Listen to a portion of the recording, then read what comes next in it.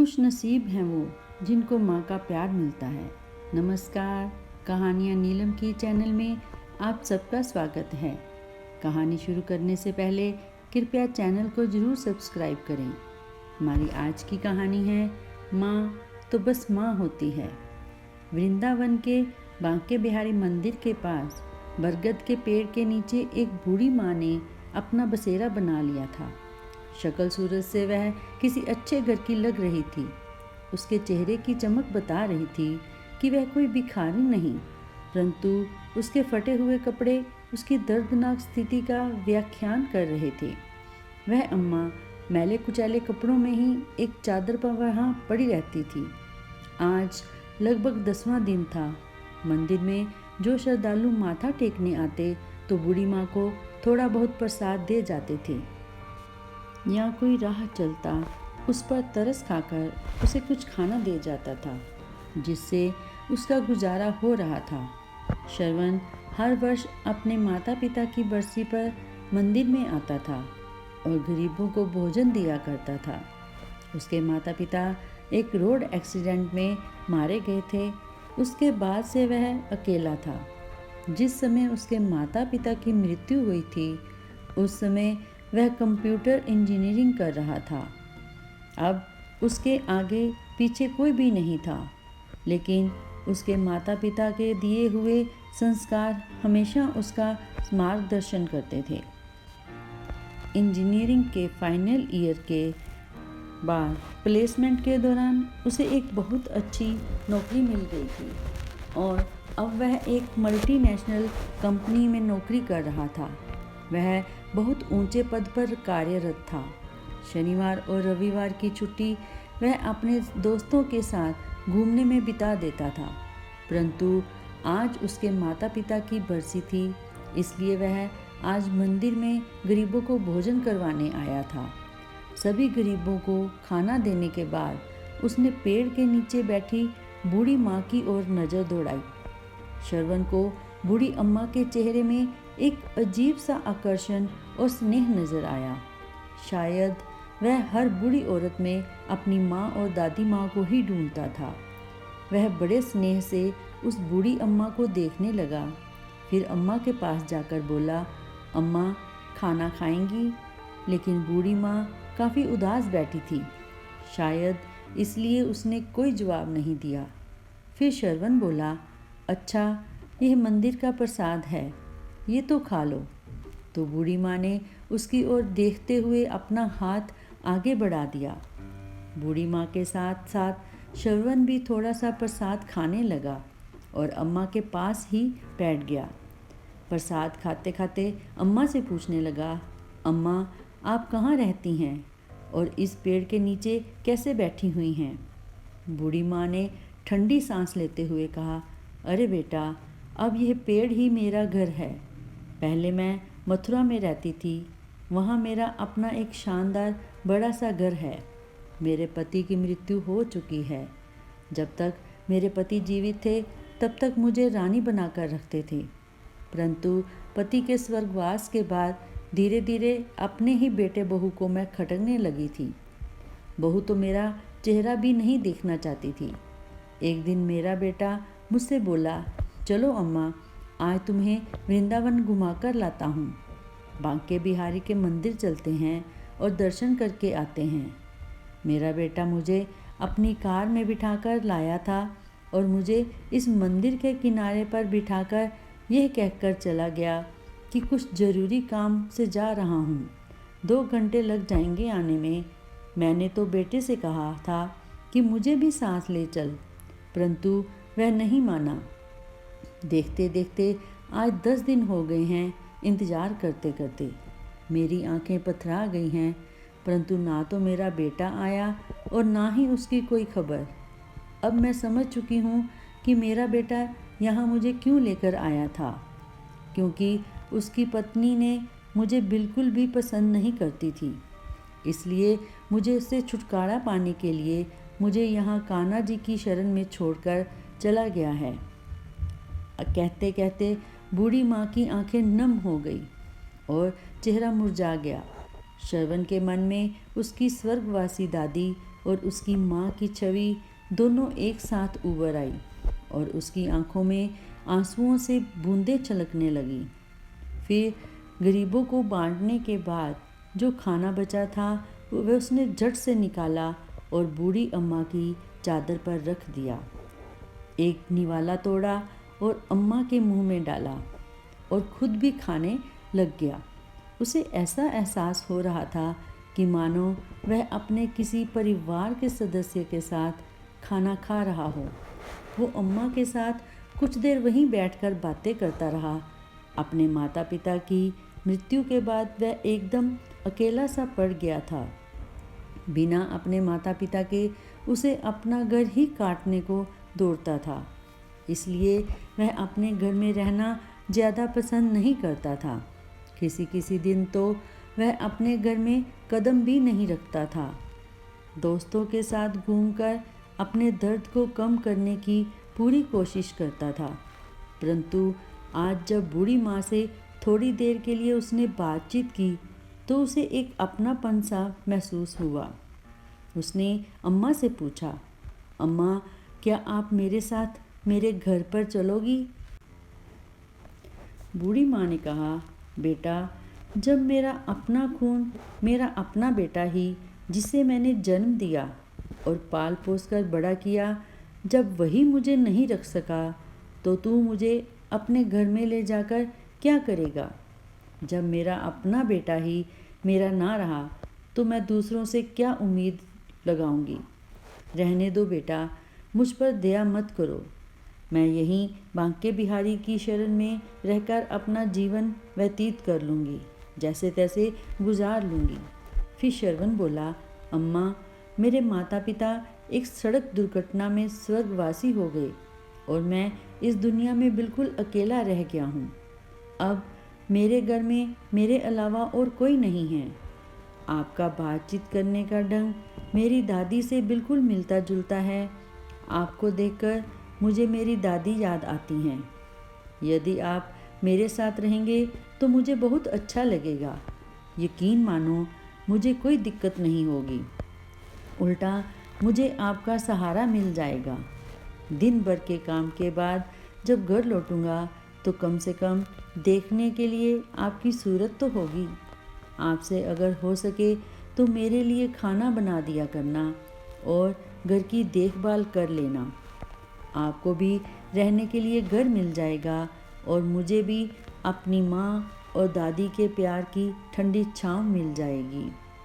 इस प्रकार तभी अम्मा ने कहा, बेटा तुम भावनाओं में बहकर यह बात कह रहे हो, परंतु मुझे मालूम है कि 2 दिन में ही मैं तुम्हें बोझ लगने लगूंगी और फिर तुम भी मुझे निकाल दोगे। ना बाबा ना, मैं यहीं अच्छी हूँ, अपने बांके बिहारी की शरण में। अम्मा क्या किसी को अपने माता पिता भी बोझ लगते हैं? हाँ, दुनिया में कुछ लोग ऐसे हो सकते हैं, परंतु सारे तो नहीं। अम्मा जिसके सर से माँ बाप का साया हट जाता है वह कितना अकेला रह जाता है, मुझसे बेहतर कौन जानता होगा। मेरी दादी भी आपकी तरह ही बहुत प्यारी थी और मेरे माता पिता ने उनका बहुत ख्याल रखा था। वे उनसे बहुत प्यार करते थे, परंतु आज मेरे घर में कोई नहीं है। मुझे मेरी माँ और दादी की बहुत याद आती है। आप में मुझे अपनी दादी की छवि नज़र आती है। मैं विश्वास दिलाता हूँ कि मैं आपको कभी भी बोझ नहीं समझूंगा। गहरी सांस लेते हुए श्रवण बोला तो अम्मा का गला भी रुद्ध हो गया और उसकी आंखों में आंसू आ गए। अम्मा कुछ बोल ना सकी। श्रवण ने अम्मा का हाथ पकड़ा और बोला, चलो अम्मा, अब ज़्यादा मत सोचो, रात होने वाली है, अब आप अपने घर चलेंगी। श्रवण ने जैसे ही अम्मा का हाथ पकड़ा तो अम्मा ने उसके चेहरे की ओर देखा। श्रवण की आंखों में अम्मा को सच्चाई नज़र आ रही थी। उन्हें लगा शायद कान्हा जी ने ही श्रवण को उनके पास भेजा है। श्रवण ने अम्मा को अपनी बाइक पर बिठाया और उसे अपने घर ले गया। इस घटना को आज 4 महीने हो चुके थे। श्रवण अब नियमित समय पर घर लौट आता था और अम्मा उसके लिए खाना बनाकर उसके आने का इंतज़ार करती रहती थी। जब वह थक कर सोता था तो उसके सिर पर स्नेह भरा हाथ रखती थी। सुबह सुबह श्रवण के उठने से पहले ही अम्मा कान्हा जी की पूजा कर लिया करती और फिर श्रवण का नाश्ता बनाकर रख देती थी। अब अम्मा को अपना घर मिल गया था और श्रवण को अपनी दादी और माँ का सच्चा प्यार, दोनों एक दूसरे का हाथ पकड़कर एक दूसरे का साथ पाकर बहुत खुश थे। रात को श्रवण काफ़ी देर तक सोता रहा और अगले दिन जब सुबह ऑफिस जाने का समय हुआ तब तक उसकी नींद पूरी नहीं हुई थी। अचानक श्रवण ने अपने माथे पर ठंडी उंगलियों का स्पर्श महसूस किया। उसे ऐसा महसूस हुआ कि उसकी माँ उसे बड़े प्यार से जगा रही है। दोबारा जब वही स्पर्श उसने अपने चेहरे पर महसूस किया तो वह नींद से जाग गया। उसने आंखें खोली तो सामने देखा कि अम्मा पूजा करने के बाद खुशबू भरे हाथों से उसके माथे और बालों को सहला रही थी, जैसा उसकी माँ हमेशा किया करती थी। श्रवण ने अम्मा का हाथ अपने हाथों में लेकर अपने होठों से चूमा और वापस उस हाथ को अपने माथे पर रख दिया और बोला, अम्मा, आपका आशीर्वाद मुझे जीवन भर के लिए चाहिए। अम्मा ने आंखें बंद करके कान्हा जी को याद किया, उनका धन्यवाद किया कि उन्होंने उसे श्रवण से मिलाया और फिर बोली, बेटा, ऑफिस जाने का समय हो गया है। फिर श्रवण बोला, अम्मा, मैंने अपने दोस्तों के साथ मिलकर एक छोटी सी फैक्ट्री खोलने का निर्णय लिया है। आज मैं ऑफिस नहीं जाऊंगा, बस इस फैक्ट्री की शुरुआत करनी है। आज 11 बजे हम फैक्ट्री की पूजा करेंगे और वह पूजा आपके हाथों से ही करवाई जाएगी। आप तैयार रहना। ये सुनकर अम्मा बड़ी खुशी से बोली, बेटा, तुमने बिल्कुल सही फैसला लिया है। वक्त के साथ साथ और भगवान के आशीर्वाद से तुम्हारी ये छोटी सी फैक्ट्री भी एक बहुत बड़ी फैक्ट्री में बदलेगी। यह मेरा विश्वास है और मेरा आशीर्वाद हमेशा तुम्हारे साथ है। ऐसा कहते हुए अम्मा की आंखों में आशा की एक नई किरण दिखाई देने लगी। श्रवण ने अपने दोस्तों के साथ मिलकर फैक्ट्री खड़ी कर दी और उसे फैक्ट्री में एक अच्छी गुणवत्ता के उत्पाद बनाए। उन सभी लोगों की मेहनत के कारण फैक्ट्री की प्रगति बड़ी तेज़ी से हो रही थी। श्रवण अब एक और नई फैक्ट्री शुरू करने का विचार कर रहा था, जिस कारण वह और भी ज़्यादा व्यस्त होता जा रहा था। एक दिन अम्मा बोली, बेटा, तुम तो अपने जीवन में और ज़्यादा व्यस्त होते जा रहे हो, परंतु ये बात याद रखो कि केवल काम ही जीवन का उद्देश्य नहीं होता। तुम्हें काम के लिए भी एक सहारे की आवश्यकता है। क्यों ना एक अच्छी सी लड़की ढूंढकर तुम्हारी शादी कर दी जाए। अम्मा की बात श्रवण को भी उचित लगी और बोला, अरे हाँ अम्मा, अपनी ज़िंदगी में मैं इतना व्यस्त हो गया हूँ कि कभी इस बारे में मैंने बातचीत करने का समय ही नहीं मिला। अम्मा, एक बात कहूँ, मेरी निगाह में एक लड़की है सरिता, जो मुझे बहुत पसंद है, लेकिन मैंने उससे कभी इस बारे में बात नहीं की। सरिता श्रवण की माँ की सहेली की बेटी है, जो पढ़ाई पूरी करने के बाद इस शहर में नौकरी कर रही थी। श्रवण की उससे मुलाकात कभी कभार हो जाती थी।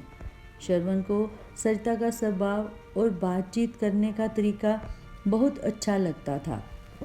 अम्मा श्रवण के साथ सरिता के घर गई और उसके माता पिता से बातचीत की और श्रवण और सरिता की शादी का प्रस्ताव दिया। सरिता के पिताजी ने तुरंत हाँ कर दी। बस फिर क्या था, कुछ ही दिनों बाद श्रवण सरिता को दुल्हन बनाकर अपने घर ले आया। सरिता अम्मा के गुणों से और उनके स्नेह से बहुत प्रभावित हुई। जितना प्यार श्रवण अम्मा से करता था उससे कहीं ज़्यादा लगाव सरिता का अब अम्मा से हो चुका था। सरिता हमेशा सोचती कि ना जाने अम्मा उसके दिल की हर बात को कैसे जान लेती है और कैसे उसकी हर चाहत को उसके कहे बिना पूरा कर देती है। समय बीतने लगा और श्रवण के घर में 2 जुड़वा बच्चों ने जन्म लिया, एक बेटा और एक बेटी। श्रवण का घर तो जैसे खुशियों से भर उठा था। अम्मा जी अब सही मायने में दादी बन चुकी थी। अब उनकी मुख्य जिम्मेदारी श्रवण और सरिता नहीं बल्कि अम्मा के पोता और पोती हो गए थे। अब अम्मा का बिस्तर अपने पोता और के कमरे में लगा दिया गया था ताकि वे दोनों अम्मा के स्नेह की छांव में रहें और उनके संस्कारों के साथ पले बढ़े। बिना दादी के तो दोनों बच्चे एक समय का खाना तक भी नहीं खाते थे। जब भी बच्चे मम्मी पापा के साथ बाजार जाते तो जिद करके दादी को हमेशा अपने साथ लेकर जाते। सरिता और श्रवण भी अपने दोनों बच्चों की जिम्मेदारी अम्मा को देकर बिल्कुल बेफिक्र हो चुके थे। सरिता अपने पति श्रवण के साथ हमेशा उसके काम में पूरी मदद करती थी।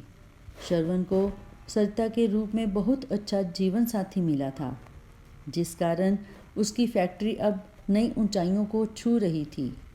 उसकी फैक्ट्री की शाखाएं अब देश के अलग अलग शहरों में स्थापित हो चुकी थी, जिसमें हजारों कर्मचारी कार्यरत थे। उधर अम्मा का बेटा निशांत, जो अम्मा को दर दर की ठोकरें खाने के लिए छोड़कर चला गया था, रह रहकर अपराध बोध से ग्रसित हो रहा था। अपनी निष्पाप और निरपराध माँ के साथ किया गया व्यवहार पल पल उसे कचोटता था। आने वाले हर पल के साथ उसका अपराध बोध बढ़ता ही जा रहा था। अपने घर के झगड़ों से दुखी होकर और अपनी पत्नी के साथ सुखी जीवन जीने की चाह में उसने अपनी माँ का वह त्याग कर दिया था। परंतु उस दिन के बाद से उसका अंतर्मन हाहाकार कर रहा था, जिसे वह किसी से भी साझा नहीं कर पा रहा था। अब उसके घर में केवल उसकी पत्नी का ही एकमात्र राज था।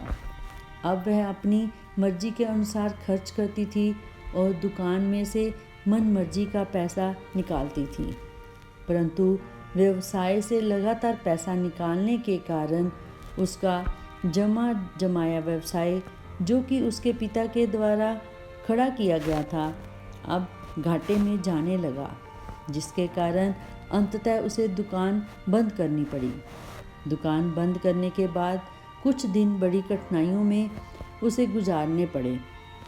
अब निशांत और उसकी पत्नी को आटे दाल का भाव मालूम पड़ने लगा।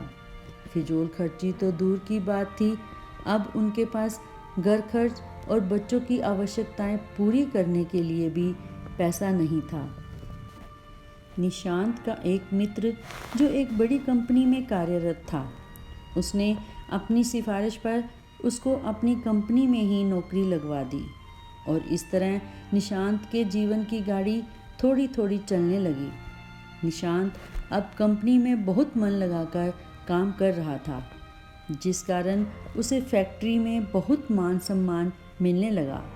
अब वह फैक्ट्री का एक महत्वपूर्ण कर्मचारी बन चुका था। निशांत की कंपनी में स्थापना दिवस पर वार्षिक महोत्सव मनाया जाता था और सभी कर्मचारियों को उनके काबिलियत के आधार पर उनको पुरस्कार दिया जाता था। सभी को अलग अलग प्रकार के पुरस्कार वितरित किए जाते थे। निशांत को अपनी मेहनत और योग्यता के आधार पर पुरस्कार दिया जाना था, जो कि उसकी कंपनी के मालिक के द्वारा दिया जाना था। नियत तिथि पर पुरस्कार वितरण समारोह शुरू हुआ और यह पहली बार था कि जब कंपनी का मालिक अपने सभी फैक्ट्री कर्मचारियों के साथ रूबरू हो रहा था। आज का दिन निशांत के लिए बहुत ही खास था।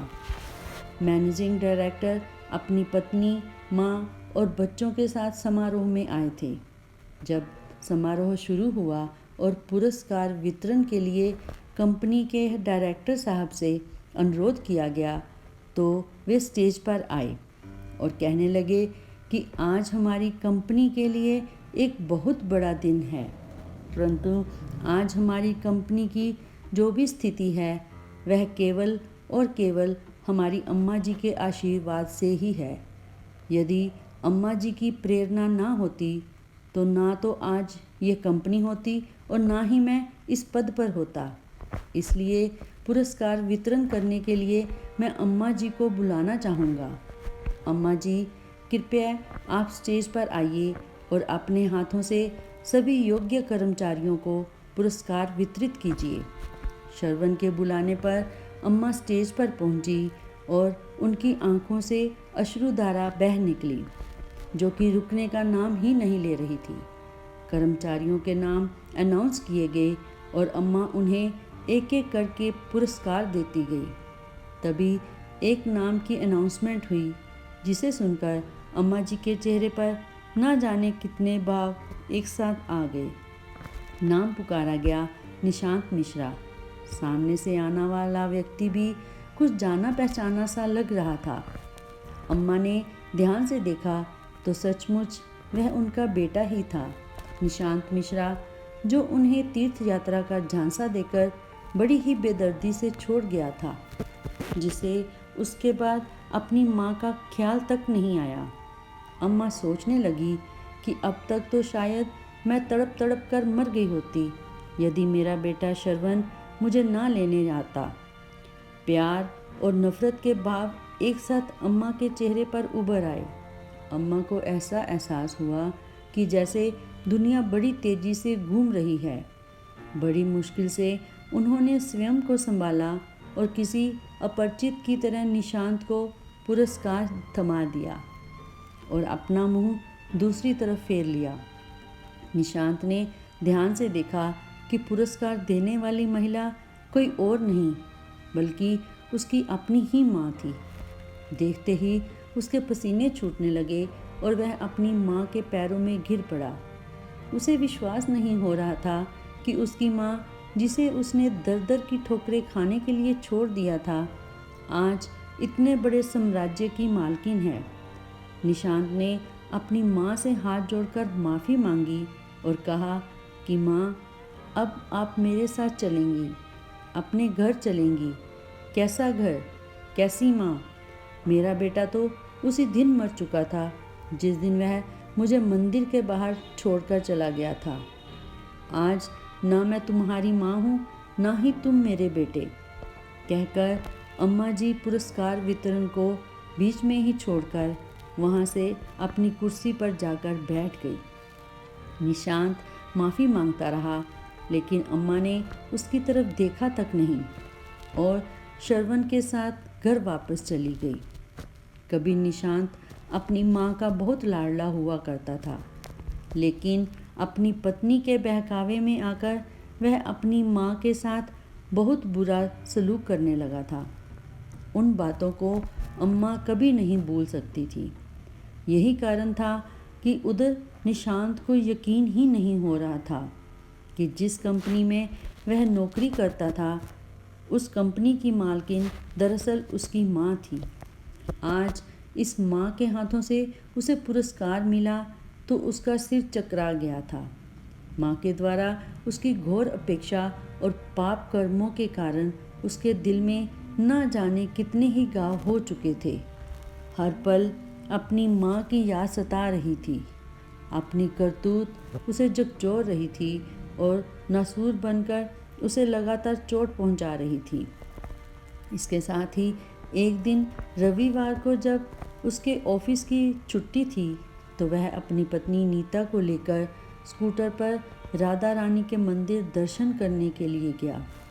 राधा कृष्ण की मूर्ति के सामने हाथ जोड़कर खड़ा हुआ तो उसे ऐसा लगा जैसे भगवान भी कुटिल दृष्टि से उसके द्वारा किए गए घोर पाप के लिए उस पर हंस रहे हैं। घबराकर उसने आंखें खोली।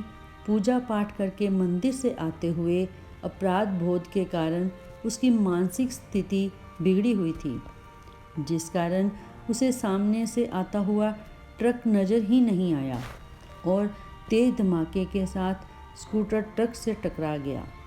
वे दोनों बड़ी बुरी तरह से घायल हो गए। निशांत की स्थिति गंभीर बनी हुई थी। उसके पैर की हड्डी टूट चुकी थी और उधर उसकी पत्नी नीता को पैरालिसिस हो चुका था। वह उठने और चलने में असमर्थ थी। जब उसे होश आया तो दहाड़े मारकर रोने लगी। अब घर पर भी दोनों बच्चों की देखभाल के लिए कोई नहीं था। नीता के मायके से उसके भाई भाभी उसका पता करने के लिए आए, परंतु थोड़ी देर हालचाल पूछकर वे दोनों चलते बने। निशांत के दोस्त ने सारी घटना की जानकारी कंपनी के मालिक श्रवण को दी। जब श्रवण फ़ोन पर उससे बात कर रहा था तो अम्मा वहीं बैठकर उसके साथ चाय नाश्ता कर रही थी। निशांत मिश्रा का नाम सुनकर अम्मा चौंक उठी। उसने श्रवण से पूछा कि क्या हुआ, किस बारे में बात हो रही थी। तो श्रवण ने सारा हाल कह सुनाया कि उसकी कंपनी का एक कर्मचारी निशांत शर्मा का एक्सीडेंट हो गया है और वह गंभीर रूप से घायल है। यह सुनकर अम्मा रोने लगी। जब श्रवण ने अम्मा से उसके रोने का कारण पूछा तो अम्मा ने सारी बात कह सुनाई। तब श्रवण बोला, अम्मा, कर्मों का फल तो भोगना ही पड़ता है। उसने जैसे कर्म किए थे उसे फल तो मिलना ही था। लेकिन अम्मा का दिल अंदर ही अंदर अपने बच्चों के लिए तड़प रहा था। उसके बेटा बहू लाचार होकर बिस्तर पर पड़े थे, इसलिए अम्मा ने कहा कि मैं थोड़ा समय अपने बेटे बहू के पास जाना चाहती हूँ। कुछ दिनों बाद वापस आ जाऊँगी। श्रवण ने भी हामी भर दी और अम्मा को बहुत से पैसे देकर उनके बेटे बहू के पास छोड़ आया। अम्मा ने अपने बेटे और बहू को एक अच्छे से अस्पताल में भर्ती करवाया, जहां उनका पूरा ध्यान रखा जाने लगा। उनके बच्चों को संभाला और साथ साथ उनकी दुकान को भी फिर से खड़ा किया। जो पैसे श्रवण ने दिए थे उन पैसों को अम्मा ने अपने बेटे बहू की गृहस्थी संभालने में ही लगा दिए। हर कदम पर श्रवण ने अम्मा की पूरी मदद की। एक ओर तो निशांत और उसकी पत्नी की तबीयत अब कुछ सुधरने लगी थी और दूसरी ओर उसका कारोबार भी पहले की तरह ही चमक उठा था। उनकी गृहस्थी को कुछ ही महीनों में अम्मा ने फिर से व्यवस्थित कर दिया था। जब उन दोनों की अस्पताल से छुट्टी हुई और वह घर लौटे तो अम्मा जी से माफ़ी मांगने लगे और कहने लगे कि वह अपने किए पर बहुत शर्मिंदा थे। अम्मा की बहू बोली, अम्मा जी, जिसे मैं घर से बाहर निकाल दिया था वही आज इस घर में लक्ष्मी बनकर आई हैं। अम्मा जी, मैं आपको समझ ही नहीं पाई। हम लोगों ने आपका निरादर किया है। हमारे इस कर्म की सज़ा हमें आज मिली है। दोनों बेटा बहू अम्मा के पैरों में गिर पड़े। अम्मा ने भी उन दोनों को माफ़ कर दिया और अपने पोता पोती को खूब दुलार दिया। कुछ दिन और वहाँ रहने के बाद अम्मा ने कहा, अब तुम दोनों की तबीयत ठीक हो चुकी है और तुम अपनी गृहस्थी को अच्छे से संभाल सकते हो। तुम्हारी दुकान भी खूब अच्छे से चल रही है, इसलिए अब मैं चलती हूँ। मेरा बेटा और मेरा परिवार मेरा इंतज़ार कर रहा है। यह कहकर अम्मा ने अपना बैग तैयार किया। बेटा बहू दोनों ने अम्मा को जाने से रोकने की खूब कोशिश की, परंतु अम्मा ने कहा, मेरा बेटा श्रवण मुझ पर जान छिड़कता है। अब वही मेरा बेटा है, इसलिए अब मुझे जाना ही होगा। उन दोनों ने बहुत मनाया, परंतु अम्मा नहीं रुकी और बेटे के घर के लिए चल दी। बाहर श्रवण अम्मा को लेने के लिए गाड़ी में पहले ही पहुंच चुका था। तो दोस्तों, अगर कहानी अच्छी लगी हो तो चैनल को